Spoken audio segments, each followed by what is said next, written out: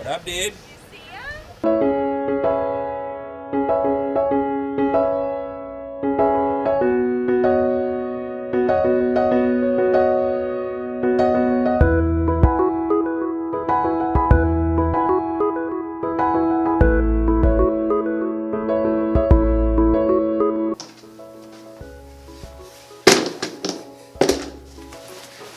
Now, I'm not doing this vlog as a, hey, I'm so cool, so come check out everything I do in a day, because let's just be honest with ourselves, I'm not really that excited. I'm doing this vlog because I wanted to be a better storyteller. And so today's gonna be a little bit different. I'm gonna share a little bit about my life, probably one of the most raw moments of our lives, season that me and my wife went through, but also the most miraculous blessing ever. Today, I want to share you a little bit of a story about our adoption. Now me and Amanda got married when we were babies. I was 20 years old to be exact. And so we were young, in love. She was so smitten with me, and so we just ran off into this beautiful relationship and had a wonderful life planned out for us.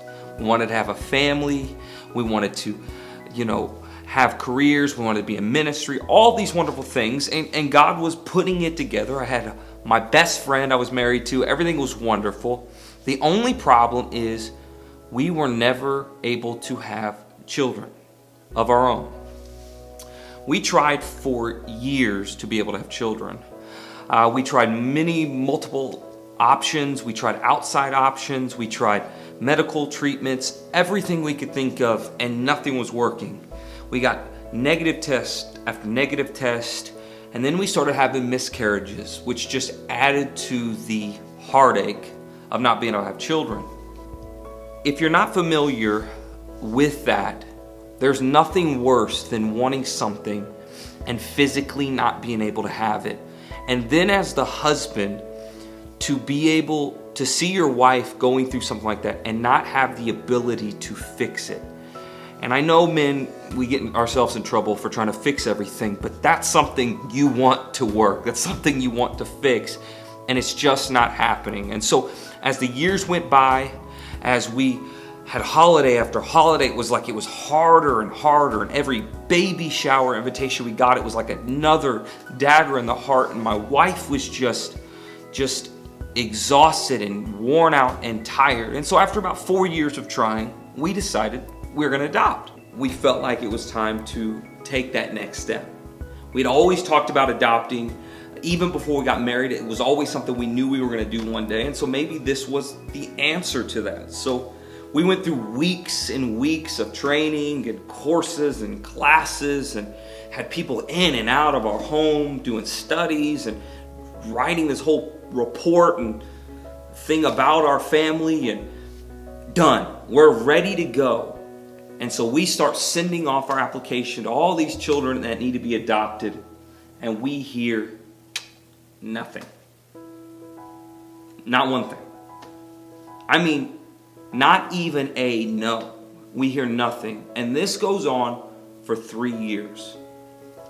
Over 4 years of trying to have children, 3 years of trying to adopt, nothing. And at this point, I'm done. I get very, very angry. I get to this place in my heart and in my life where I'm just done. I'm mad at God.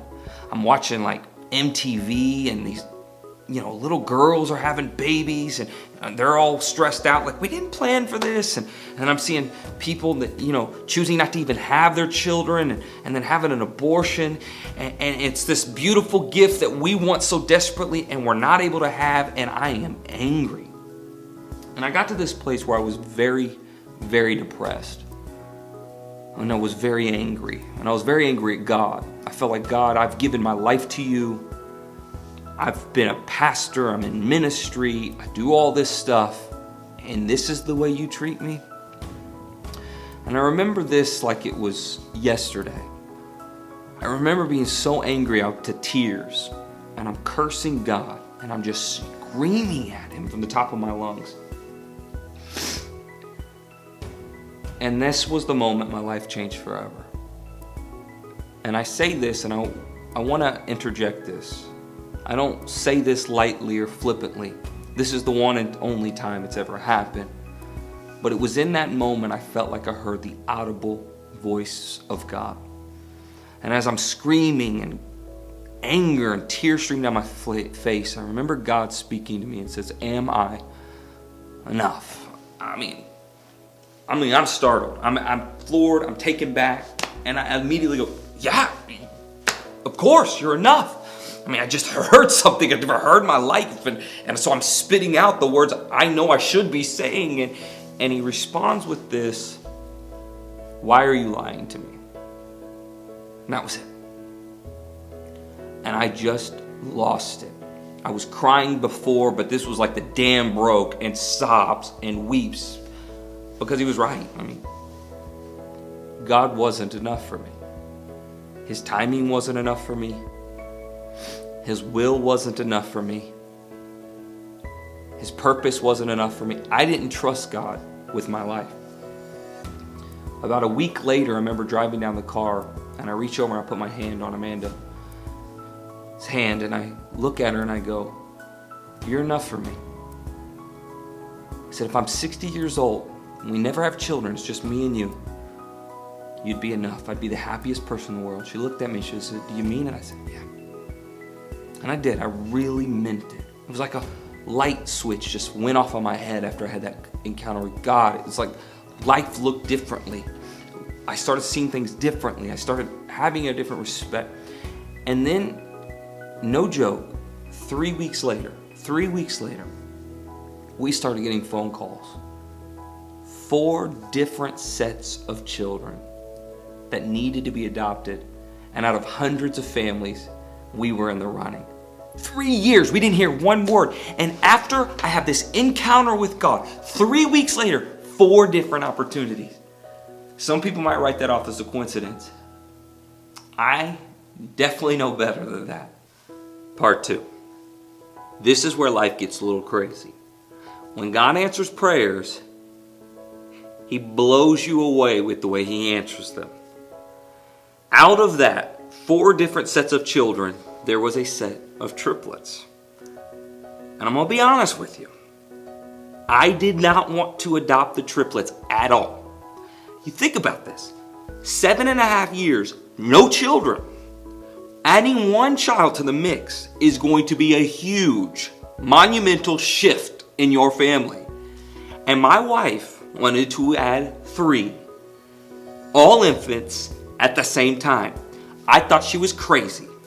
But my wife had a different plan. And we sit in this room with like 12 other people that literally grill us for hours. Never met the children. I saw 1 picture of them and they grilled us for hours. Can you do this? What's your parenting style on this? How would you handle this? Blah, blah, blah, blah, blah. It's overwhelming. And then they start laying down all the health issues that's going on with the children. And at that moment, I become very overwhelmed. The mother was on drugs while she was pregnant with them. So at 26 weeks, the doctors actually emergency pulled them out of the womb because they said they're more safer out than in, even though it is very unlikely they would survive. They thought that one of my sons would be on breathing treatments the rest of his life and have asthma, pneumonia the rest of his life. His lungs weren't developed. Another son, they said, was paralyzed from the waist down and would have cerebral palsy. My daughter, they said, was blind, deaf, would never be able to speak, cerebral palsy. She would be lucky if she could stretch her body out. And they lay all this down. And I'm already scared about adding 3 kids to the mix. And as we walk out of that room, I look at Amanda and I go, "They're going to pick us." She goes, "Oh, they won't pick us." So they'll pick us. And I said, "We'll let you know in 2 weeks." 2 days later, they called us. So we picked you. We didn't even need to interview all the families. We knew you guys were it. And so we're stuck with this huge decision. And I'm sitting here questioning the blessings of God. I mean, it's like God lands something, but it doesn't look the way I think it should look. So I'm sitting there going, now I had my mind pictured like this. God, don't be messing with my picture is perfect. And my wife looks at me and she goes, let's just go and see the children. And I remember walking in the door for the very first time. And in this little bouncer is my oldest son, Kingston. And he's bouncing. And he stops and he adds this beautiful smile on his face. And I felt my heart just melting. And then I look over and I see my son, Major, who's laying on the floor playing like he does still to this day. Playing with his little toys in his own little world. And he had the biggest, beautiful eyes. And he looks at me. And I remember going and picking up my daughter out of the bed. And I remember holding her for the first time. And she could only keep herself in the fetal position. And she only could look to the left side. But she looked up with me and she had the beautifulest blue eyes in the world, huge eyes. And it was at that moment I knew God handpicked those babies for me and my wife. I knew that me and Amanda were supposed to be their baby's parents.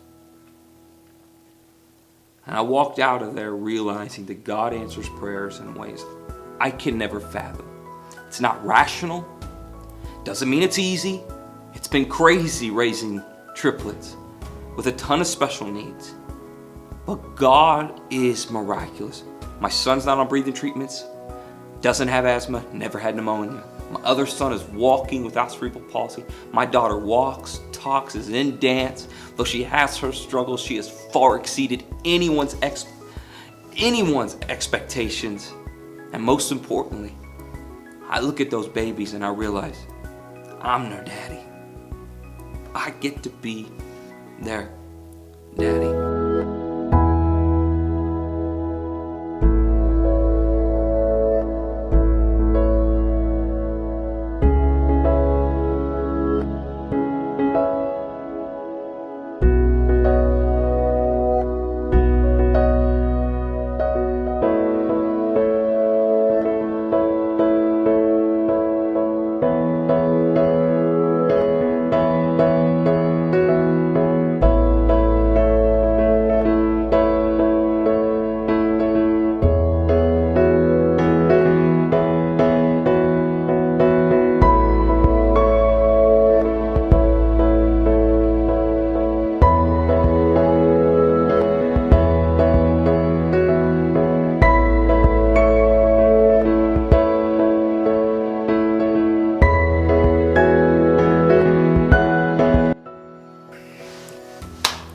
I know this is a little bit different than a normal vlog, so I hope you really enjoyed it. It's one of the most beautiful stories, and maybe the most beautiful story me and Amanda will ever tell in our life, and one of the most monumental miracles we've ever experienced in our life.